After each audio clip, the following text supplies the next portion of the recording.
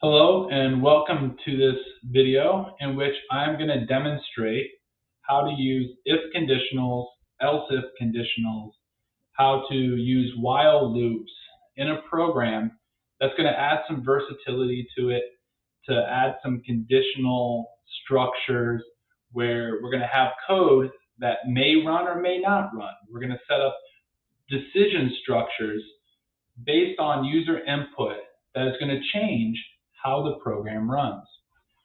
So in this program here, this geometry program that I've created, my goal is to create a circle and to run a few of the methods that the circle can do based on what the user wants to do. And so we've got I've built in my inputs. I have a simple scanner that's going to take input, and I've asked the user to enter the radius of their circle. So now I need to record that information. So I'll set up a double variable. So we'll call it circle radius, and we'll set that equal to the input next double. Input being my scanner, and next double being a method of that scanner class, which allows us to return the value that the user inputs from the keyboard. Now that I have that value, I could go ahead and create a circle, just like we've done in the past. We'll say circle O is going to be a new circle, and its radius is going to be the value that was stored when the user provided it to us. And now I could have a circle that's perfectly valid and perfectly good. But we've been working on that assumption that the user is going to give us good, valid data from the very beginning that we're going to be able to use in every situation. But that's not always the case. We are going to continue to assume that the user is going to give us an actual number and not letters or special characters, but they're going to give us a double. What we're going to stop assuming, though, is that that double will be a valid number for what I'm trying to do in this situation. All right. So if they give me some letters or special characters, it's going to crash my program. We're not trying to fix that problem or to prevent that problem. What we're trying to do is prevent the case in which they give me a radius of 0 or a radius of -5. See, circles can't have negative or 0 radii because then they wouldn't be circles. So I have to check to make sure that the user provided me with valid information. So before I make my circle with this data that the user gave me, I'm just going to run a quick condition. So if circle radius is less than or equal to 0, because if it's greater than 0, I'm good to go. I can just move on to circle radius. And if it is greater than 0, this will evaluate as false. And this conditioned code will never run. But if it is less than 0, I'm going to go ahead and tell the user that they've given me an invalid number. And I'm going to ask them to redo it. And I'm going to change circle radius. So to make that a little quicker, I'm just going to do a little cut and paste. And we're just going to add a little bit in here, say that this is an invalid number, invalid value, and radius must be positive number. Or we're just saying must be greater than 0. And then we'll just throw a new line in there. And once we've identified and told them that they've done something wrong, ask them to give us a new number, we restore it at circle radius, and then we'll create our circle. And again, this line of code is only going to work if they've given me an invalid number. So let's run this a couple times. First, we'll run it and show you that if I give you a good number, let's say I give you a radius of 5, Let me just hit enter. We don't really know. Let's go ahead and call a method here. Let's say o dot get radius. We'll do that in a system out print line. And we'll just go ahead and say your circle has a radius of, and then we'll close that, and we'll concatenate with the value I get from calling o dot get radius. And then we'll add in a unit.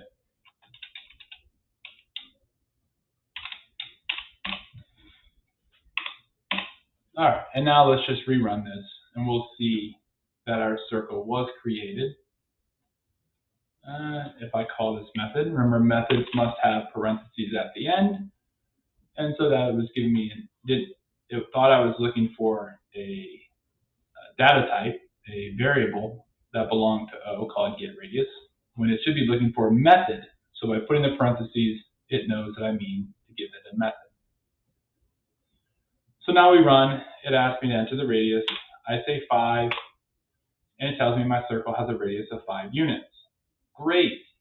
Now what happens if the user gives me an invalid number? Let's say they give me -5.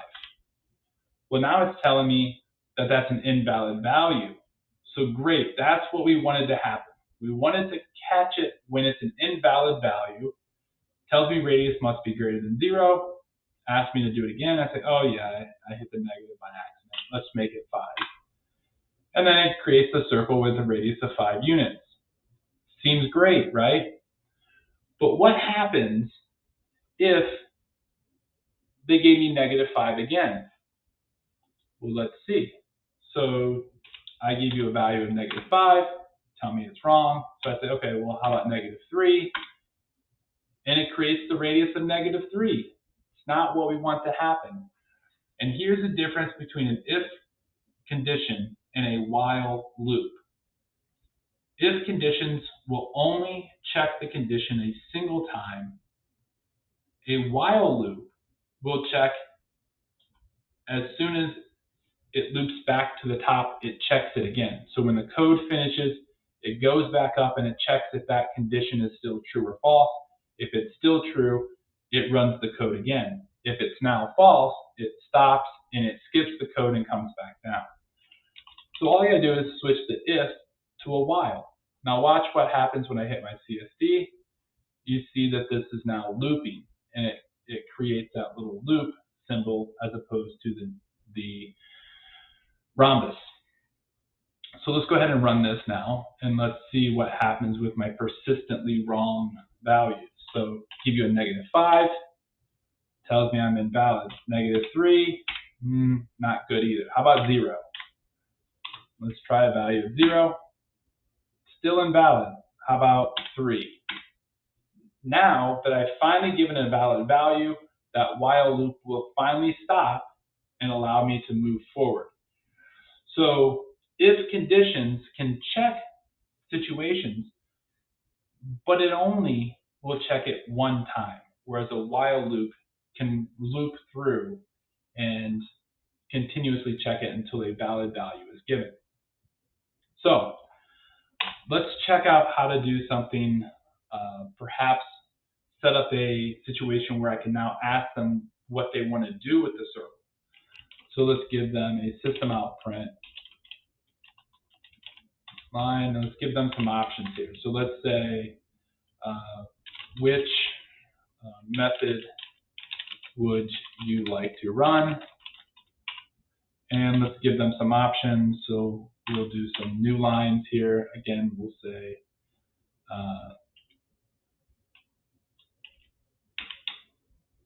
one will be circumference.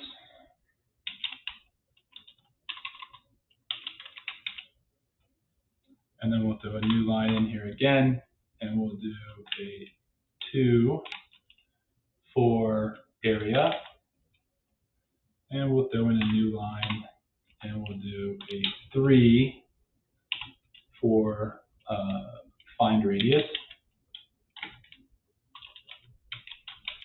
And we'll do one more new line for 4, which is defined diameter.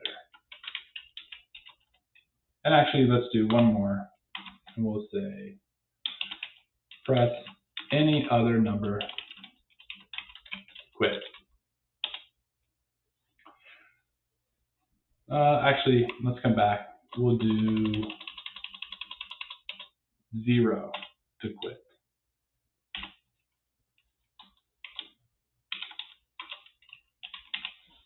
And that'll make it just a little bit easier when we're trying to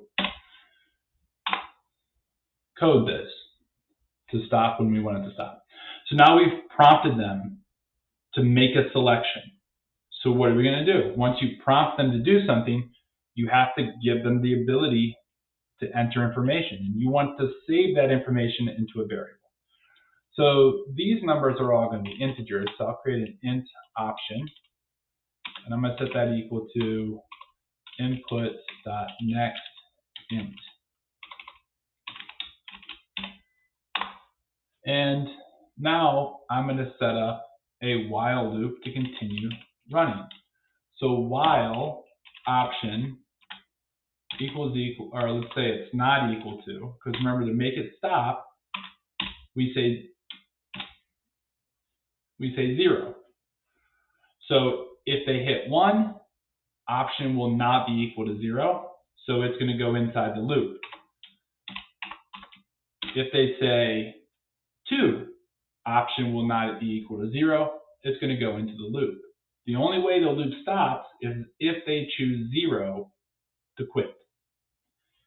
And so we're going to be inside this loop. We're going to be working inside the loop and calling these different methods. But how do I know which one they're going to pick? So while option is not 0, it's going to get into the loop.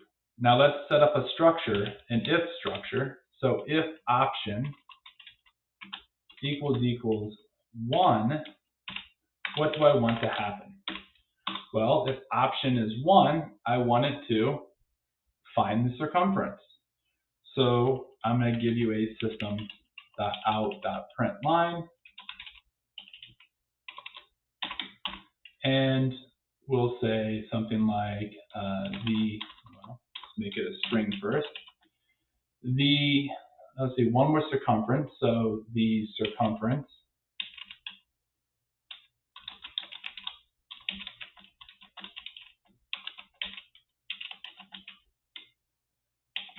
and then we'll just concatenate that again with the o.circumference. Really should have named these methods so long. Should have given them some shorter names. And this would be units, so plus and units. Okay, so there we go. We have now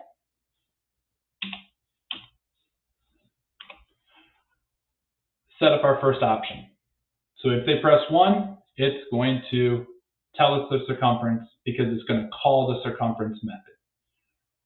But what if they press 2? Well, it would get in here, it would check, see that it's not 1, and then it wouldn't do anything. So let's come back in here and let's set up an else if structure. So else if option equals 2, well, what do we want to happen here? Well, we can actually, let's go ahead and save ourselves again with a little bit of time by copying and pasting. And we're not looking for circumference, we're looking for area. So let's call the area method. And area uses units squared.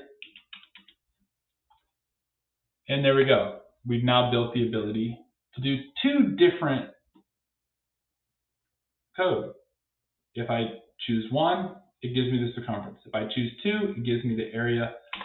And let's go ahead and copy this whole thing again and paste that in here. Let's change our option to 3. And in this case, we are going to talk about the radius. And so we'll get radius.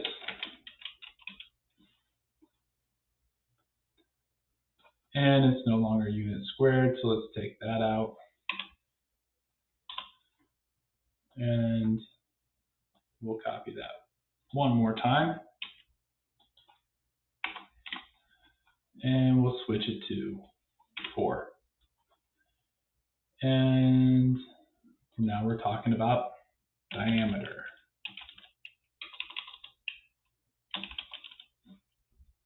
Of your circle is, and we'll switch this to get diameter.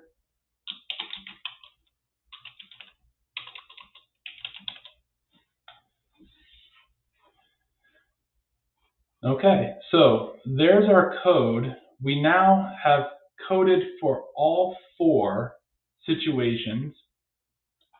If it's a 1, this is what I want you to do. If it's a 2, this is what I want you to do. 3, a 4.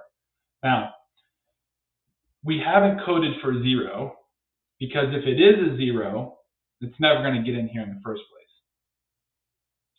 If it's not a 0, it's going to be a 1, 2, 3, or 4, which we've coded for, or some other number. What if they gave me a -1? What if they give me a 5? What if they give me a 6? In that case, it's not going to do anything. It's not going to tell them anything. It's just going to keep looping over and over again, doing nothing. So let's go ahead and end this. Instead of ending it with an else, because I can't build else ifs for every single integer that's possible for them to give me, I'm just going to do an else. And what that else does is establishes that if it's not one of these options that I want something specific to happen for, then I'm just going to give them a generic statement that the system out print line, indicating that your selection for your input was not recognized. Please choose from the menu.